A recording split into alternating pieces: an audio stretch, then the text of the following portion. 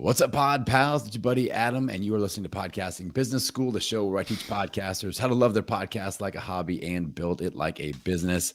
We've got a very special podcast audit session with my brand new pod pal, Adam Lamb from the Chef Life Radio podcast. Adam, welcome to the show. Thanks, Adam. Appreciate that. I think we're both working on the same kind of facial hair situation. It's scary. We got a couple really good looking Adams over here is all I got to say. It's definitely working better for you than it is for me. Whatever. All right. So I want to dig in, man. I've got some ideas for what you've got cooking. It seems like you've got a really healthy brand going. And I hope to kind of add that little 3% Adam herbs and spices to get things kicked up a notch. So, and I use that analogy specifically for you, the herbs and spices, just because, you know, we are talking Chef Life Radio. Yeah, there you go.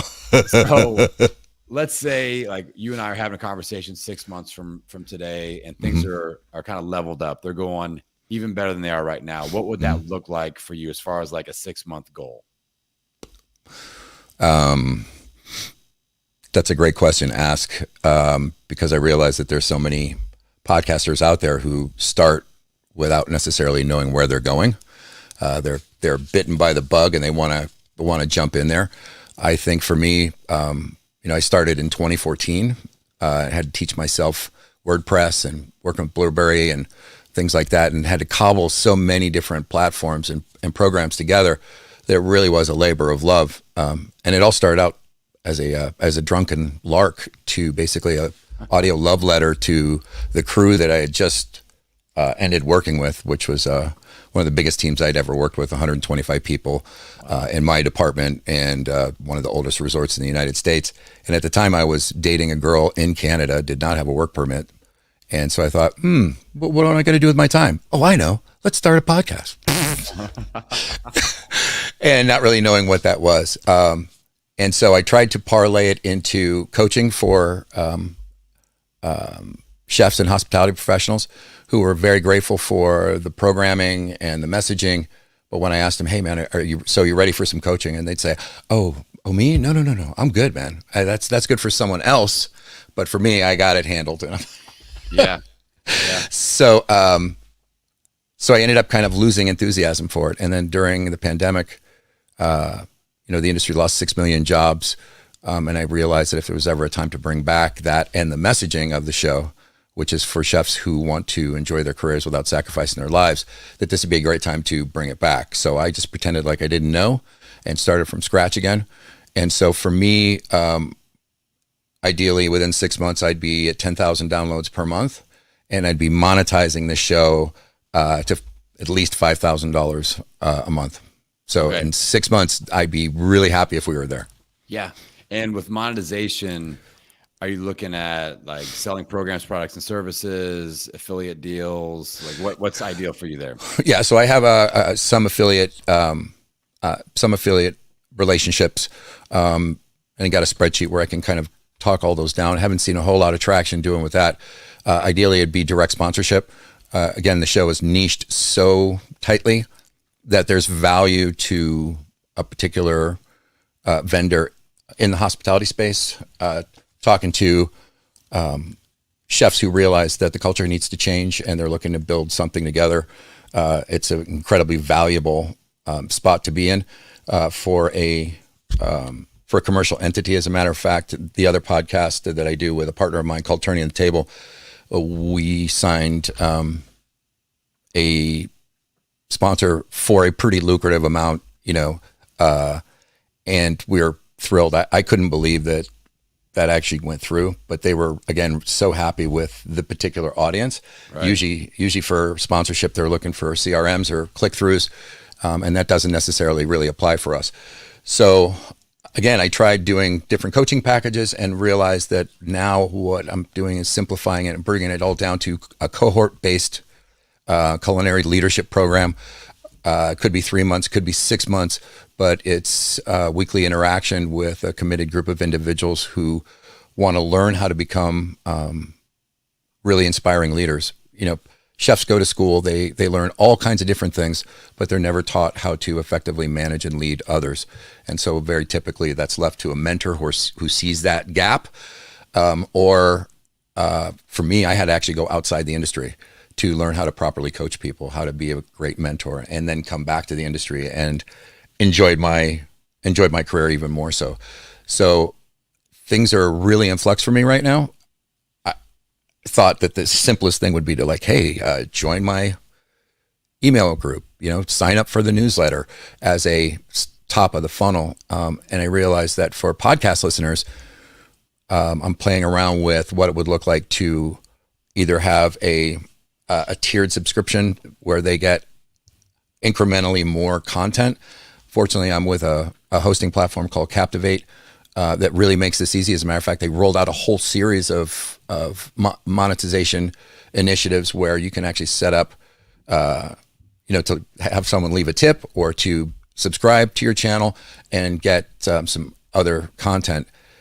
If I'm on a website, maybe I'm looking for a PDF, maybe I'm looking for a checklist. But if I'm listening for a podcast, I can already make the assumption that that's a medium that they enjoy and that they'd like more of. So I played around with different models where maybe there's a link in the show notes to get the excerpted content available only to those folks. So again, I'm right in the middle of playing around with a bunch of different things, which makes this meeting between you and I all the more juicy for me because I'm coming to it like, I don't know. I'm the dummy in the room. Tell me, because I'm not going to assume that I know and continue to fail, as opposed to like having the mind of the apprentice and saying, I am here, fill my cup, show me.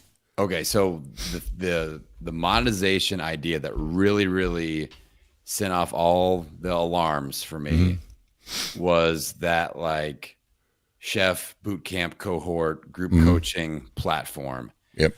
I think as far as my experience goes, like the lowest hanging fruit to monetization when you do have a service to provide is having something that has you involved in it. Like a lot of people are like, I'm gonna do my online course, but it's evergreen and it's not like the live Adam Lamb factor. So people get obsessed with your show and they've been listening for years and years and years. And they're like, oh my God, now I can join this cohort and get live coaching from Adam and actually get to like ask him a question and have access.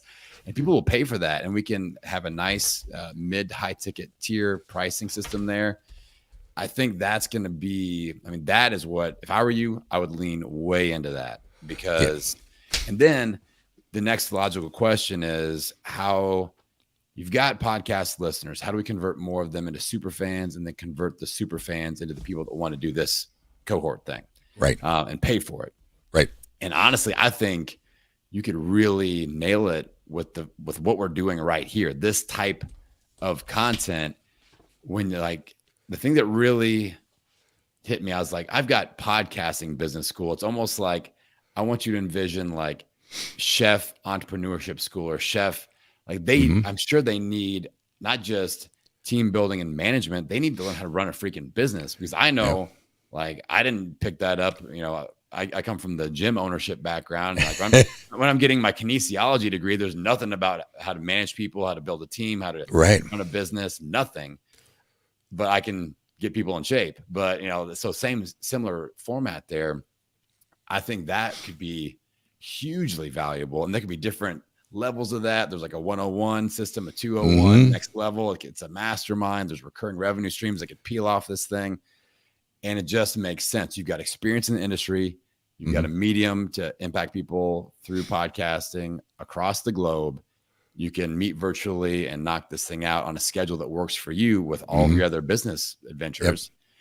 And so I think you inviting a listener on, imagine somebody that's been listening for years. All of a sudden, hey, come on for a chefpreneur business audit session with Adam. And you're going to spend 30 minutes with Chef Adam where he's going to analyze where you're at in your entrepreneurship journey and the number one thing you need to focus on right now or correct to take your business to the next level in the hospitality space. So like a hospitality business audit or like that sort of a vibe. And you're just picking one little appetizer thing, showing off what you do as a leader, as a mentor, as a coach. Like I do these episodes on my show every single Friday. I've done over 100 of them. And the sweet spot for me was when I crossed about 40 of these episodes that had gone live, I started making the easiest sales of my life, where people were coming off my email list and social media, and they were just buying things. I was like, I didn't even have to talk to any of these people. Right. Like there were no sales calls. It's just because the expert positioning. And in sales and marketing, they talk about touch points and like, oh, it takes 18 marketing touch points before somebody buys. But this type of content counts for way more than one touch. Right. People are listening and they hear you coach and coach and coach and mentor and giving your best tips. You're thinking on your feet. You're being you in like your coaching space. And they hear that every single week, or as often as you release these, not only just the person in that chair, but everybody listening to your show. It's just rocket fuel for your business. So that when you're like, hey, registration is now open, it's for the blah, blah, blah cohort, they're jumping all over it. It's like, this is just the primer. That's the real, five course meal. So I'll pause there. Let's put, I'll put the pause button on me. What do you think? What kind of ideas are popping loose here? What do you think about this idea so far? So a couple things. Number one is I totally get where you're coming from. And I ultimately, it comes down to, I want to be able to assist the most in the most economical use of my time. Right. So one-on-one coaching, there's only so much that you can get done in a particular day. So that's why I thought about the cohort training, because I'm also really aware of what's happening in the collective of that mastermind group, right? There's energy there to support you as a facilitator, because very often someone asks a question that someone else had that they didn't feel like they wanted to ask. And those are really, really powerful sessions. And it's something that really speaks to me. The real reason why I brought this back is because I didn't want another hospitality professional to take their life because they felt like their voice didn't matter, that no one cared, and they didn't have access to resources. So that's kind of one of the big things that I talk about all the time. And when you listen to Chef Life Radio, if you're a hospitality professional, you might wonder why the hell I have Kimmy Avery, who's a relationship expert, on the show. Because of course, business is business, but all business is relationship. And for some of us, including myself, there was a time in my career where I completely fucking forgot that, man. I completely forgot that it was about the relationship, and I was making it about me. I was making it about everything else except for what really mattered, which was how many chefs can I mentor? How many chefs will come, how many cooks who are going to come out of this particular crucible of greatness to go on to their own chef careers, not in spite of how I was, but because of, that I provided them an opportunity to be heard or to be valued or to feel safe enough to actually show up as themselves. And this all has part and parcel to do with where our industry is headed post-COVID, because any other business model will fail because people are struggling so hard to get folks, qualified folks, to come work for them. And they think it's about the 25 cents that restaurant X is offering down the street why they left. And it's sometimes a very hard pill to swallow to recognize that nobody ever leaves a job. They always leave a manager. And then you got to look at yourself in the mirror. So ultimately, the bottom line is for I think any of us as professionals, is like, how committed am I to doing my own work so that I can show up and be more present to those who I'm in service to. And it took me a couple knocks around, a couple humbling moments. Yeah. And if I could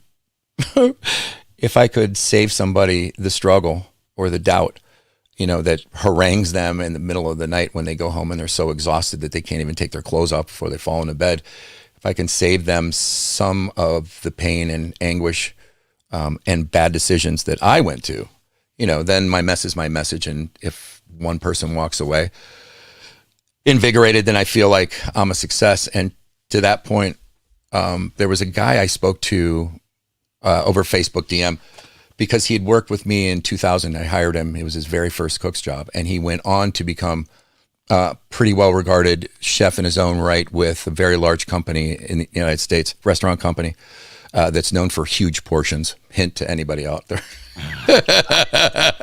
And they're all about cheesecake. But anyway, this post-COVID, because everybody wanted things to go back to normal, most of the restaurants opened up and just let everybody come in, and everybody was showing up because they were so desperate for human connection, which is one of the things that we provide in the industry. But I said to him, he's like, yeah, but I got to admit that, I continue to have suicidal ideation. And I'm like, what are you talking about, man? He's like, well, twice before I tried to commit suicide. And I got to tell you that listening to your podcast was, I said, have you ever listened to a show that I've done? He's like, I've listened to every single show that you've done. And there were times when that was really the only thing that kind of kept me here present as opposed to tapping out.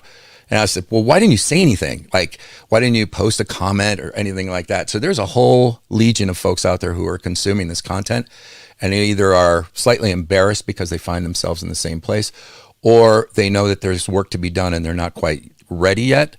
And so they don't show up on any posts or like they're listening and they're digging it, but they're not really reflecting that back to me. So it was very easy for me to tell myself the lie that nobody gave a shit about what I was doing and that it wasn't really helping anybody. And the fact of the matter is it is, and it will continue to be.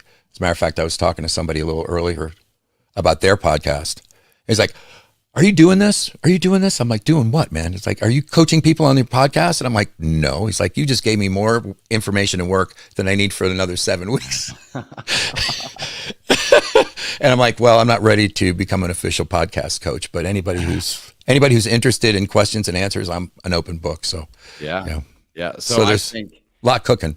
Yeah. So I mean, how do you like the idea of potentially bringing listeners on for like a 15-minute jam session, like what we're doing here, just to show off your idea factory that you got? I love it. As a matter of fact, I started a website on another platform off of Facebook that allowed to building community. So when I was on Facebook, I went into a couple chef groups and said, hey, listen, I'm looking for, 10 or 12 folks to be my OGs and be an advisory council for my podcast. I had over 200 chefs say, yeah, I want to be part of that. So I had these two kind of disparate Facebook groups, not a whole lot of action going on, people kind of listening. So I decided to try to work into a membership program off Facebook so that everybody could kind of be together. That necessarily hasn't taken any traction. But to that particular group, I've been doing live streams with people in the group and other people around it. So it might not show up as a podcast, but it would show up as a live stream, extra content within that membership group. Yeah. And then one other idea that popped up in my podcast idea factory of a brain, when you were talking about the people that were having suicidal thoughts and things like that. Yeah. It seems like your community needs community, period. End of story. Great way to put it. Like that, to me, one of the techniques that I use for my show, like anytime we can make our listeners a part of the show, everybody wins. It's always good. Couldn't agree more. That was the one step that I haven't taken is I haven't actually taken, like I'll have experts and all this other shit and other chefs that I know, but it's not like I'm picking people out of the group and saying, hey, listen, I want you to be on for 15 minutes. Yeah. So the one-on-one sessions, that'll take care of that. But I also use a technique once per month that I call a Pod Pal Zoom party. Well, I'll have between 10 and usually 25 podcasters that listen to my show on for a Pod Pal Zoom party. And the format is I teach for about 10 or 15 minutes. We talk about what I just taught. And then we do podcaster speed dating, networking at the end where everybody gets to shout out their show and they're booking each other for interviews. There's like value add there. And I think something similar could work for your brand where it's like chef, entrepreneurship, therapy, blah, blah, blah. Like that's the vibe. Come on and commiserate and level up a little bit. Sure. And you get a little group of people, maybe what's working, what's not working. But I almost I've never thought of this. I've never suggested it before, but I almost like a point when you hit the record off button, you put out that segment as an episode, but you now we're going dark because, the episode is going to end, but we're going to continue the conversation in dark mode. And if anybody has anything that they need to bring up that they didn't want to bring up on air, let's talk about it. Let's get real. That way, that way is an opportunity in a small group of like-minded people, not being recorded, not shared, safe space. Somebody's got a thought they want to put out there that's open to share. So kind of like that bonus segment. And that's when you air it, like if you want to come on and get real and air something off the air, you got to be here live with me next month when I do this. So it's kind of like a nice little safe space. It's a carrot to come on, something to think about. I think first off, I think that's an excellent idea. Number two, I got to be part of the next Zoom party. Come on. 100%. The link is already in transit for your email. Right. But the other part of it is like not to let it devolve into into a bitch session, which I think, when you're a victim of your circumstance, you love a pity party because, nobody likes to feel that way alone. Like, come on back in here. But by the same token, where are you going to go to get challenged? Yeah. Like you got to know that coming on this show, I'm going to challenge you to dig a little bit deeper about what you're doing. There's so much here that the thing that's hitting me right now, what I'm present to is like, okay, so how do I scale this up in a thoughtful way that makes sense not only for me, but also for the listeners, that they're getting not only what's happening right now, but what might be happening in the next 3 months. Because again, I don't necessarily want to, I'm done with, the shotgun approach and throwing against the wall and seeing what sticks. Yeah. I really want to do this in a way that's thoughtful and, again, is really driven by what the listeners want, not what I want. So let me organize our brain. Sure. Yeah. Let's do that. Down, because what I'm good at is creating ideas and lots of them, but I'm really good at taking those, put them in boxes in the right order. Like, that's what I'm special. So if I'm you, here's my game plan. I'm like, all right, this cohort thing, it needs to happen. And maybe you have to make a few decisions on, like, what am I going to include in this? What is the price point I want to operate in? Mm-hmm. How many people are in I would use terms like beta group, kickoff group. Absolutely. Group. Those are exciting terms. People love them. Mm-hmm. So, and it all helps. It's just a sales technique. So, beta group's going to kick off with 10 people, 15 people, whatever your number is, at XYZ price point. This is the only time I'm going to offer this. What I would start doing is maybe send out an application for that right away. Just be like, this is what it's going to be about. Apply. You can't buy it yet, but this is going to be kicking off in the third quarter or the fourth quarter of the year or whatever you decide. So do an immediate application. So you've got an interested group. Right. Take those people that applied and go, in the meantime, why don't you sign up for a 15-minute hospitality business audit? And you're going to get to come on my show. And if I were you, I would I've got a client that blocks 1 hour per month, 15 minute, 15 minute, 15 minute, 15 minutes, 4 of these all in a row. And that's the only content she releases. Those are all her episodes, just 15-minute coaching episodes. Like, wow, that's all she does. And she has an amazing business podcast that brings in well over 6 figures per year just by doing these little coaching episodes and selling into a group program like you've got, like you're going to do. So you have to you're putting out content anyway on your show. Mm-hmm. So now you're going to have this, this little surplus of these little 15-minute bonus episodes. You can release them in place of your normal content, or you can release them as an extra episode or at the end of an episode.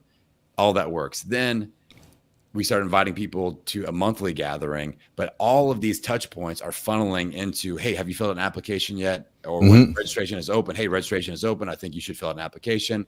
And I'm going to, pick my top 10, or maybe you're like, it's going to be 10 per cohort. And I'm going to launch 2 cohorts at once because I have so many people. And that way you're efficient with your time, doing the group session, doing the one-on-ones. All of that is funneling into this program. You're building relationships. You'll have listeners that don't participate in either one of those that just hear all this happening. They'll jump into the cohort as well. And I think you can fill this thing up. And all of a sudden, I think you're going to hit your income goals, no problem. Like, this is something, and pricing wise, this needs to be like, I know you've got a soft spot for your people, but this, like, when people hire me, I'm like, stuff like this, we're not going south of $1,000 here. Like, this needs to be without a doubt, man, above that, Yep. To make it, because otherwise they won't be serious. They will not put in the work that needs to be put in to change the business. So that's that inverse value relationship that if it's too cheap, people are like either buy it and then not use it. Yeah. Hello. I think we've all done that. I have a Windows open on my computer that's like got 7 different tabs, and they're all courses that I paid for that I never went through. And I'm like, I'm going to do it this time. Damn it. Yeah. I fall victim to AppSumo. All the deals, I'm like, yes, makes sense. AppSumo. You got it, man. So anyway, but I think this is a direct funnel, but you're creating content that you need to create anyway for your show. And it's leveling you up as an expert on your own show, which is very important when it comes to sales. So I think if you can utilize these strategies to where like more than half or 2/3 of your content, it has you positioned as the expert, that's going to help turn the dial in your direction for converting more listeners into super fans into customers. So, and the last thing that, just to put a pin in it, thing that strikes me is that how fun it would be to take some of that stuff and convert it into podcast episodes. And there's nothing like someone who's bought into the process, who's, no, I'm going to be on the show. I'm going to be on the show this week, man. You gotta tune in, and telling all their friends, especially if it's a topic around, something that everybody might be struggling in. So I really, really, really like that too. Yeah. And last idea that popped in there. So I'm like, I'm going to use this too now, because I haven't even started doing this. Like it freshly arrived in my brain. I would love to see you have some sort of achievement recognition within, like, imagine you get a business owner and they hit their first 5-figure profit month or something like, or what, or 6-figure year, or like, I'm going to do this with, I've got a membership called the Download Growth Club. I'm gonna be like, the 10K club, 10,000 downloads club, or the 20,000 or the 100,000 downloads club. And like having some sort of recognition that you could have a picture of the chef and, just hit my 10K per month club, and they're generating $10,000 in profit with their business. And, you shout them out and post it on social media. Or if they come on the show for an episode, like, hey, this, so-and-so is a member of my 10K profit club, my 15K profit club, like just shouting that out. It's a testimonial for you by you shouting them out. So I like that idea too. And I'm going to use it for myself. Yeah. The thing that strikes me from everything that you're talking about is involving the community more, right? Like perhaps I've been viewing this as, kind of a passive application where people are listening to the content and utilizing it, but they're not really like, how would I be able to make them feel more part of the show? Yeah. Is what I'm hearing from you. So I think I really appreciate all these ideas, and I can't wait to come on the show in 6 months and give you a report card, dude. Yes. Yes. Right? Because you got to have those folks come back every once in a while, do you? That's the way it is, of course. Oh, man. We Awesome. We love progress reports. All right. Shout out your website, your brand, your show. Where do people go if they want to connect to your world, man? Right. My name is Adam Lamb, and I am the podcast host of Chef Life Radio, the podcast for chefs just like you who want to enjoy their career without sacrificing their lives. The website is chefliferadio.com. I am on Spotify, YouTube, you name it. It's everywhere. And I do most of my content on LinkedIn. So please hook up on LinkedIn. And we also do a second podcast called Turning the Table that starts as a live stream, hashtag Lunchbox live stream on Thursday at 12 noon Eastern time every Thursday. And then through a workflow on repurpose.io, it automatically gets pulled the audio and uploaded to Captivate, and as a podcast episode within 30 minutes of the live stream ending. So it's awesome. Nice. Well, like I always say, the more Adams podcasting, the better. I appreciate you coming on. Thank you, sir. I appreciate your energy, because when you were talking about the people that you want to impact, I felt it. So like, I can tell you really, truly want to help these people in a big way. So that big why behind it, like, I'm a fan of you instantly just because of that. So what you're doing. Dude, more than anything else, I want them to know that they have their own connection to guidance and their own wisdom. And I'm setting them up to be their own guru for life. They won't need to come back to me. Although once I'm your coach, I'm always your coach and always willing to take a DM or a phone call or whatever. But sometimes all it takes is a little shift in perspective. Like when, ultimately it comes down to, like Einstein said, either you believe that the universe is full of miracles or you don't. And either way, you're right. So I prefer to opt in for the miracles, just like this, and the everyday miracles that are part of our lives, and stay present to that with gratitude. So thanks. Beautifully said. All right, Pod Pals. We give you a lot of things to think about out there in podcasting land. If you want to come on the show for a podcast audit, hit me up on the website, podcastingbusiness.school. Get on my calendar and come on the show. And with that, I'm going to send you out into the podcasting wilderness, wishing you health, happiness, and many downloads. We'll see you next time, Pod Pals.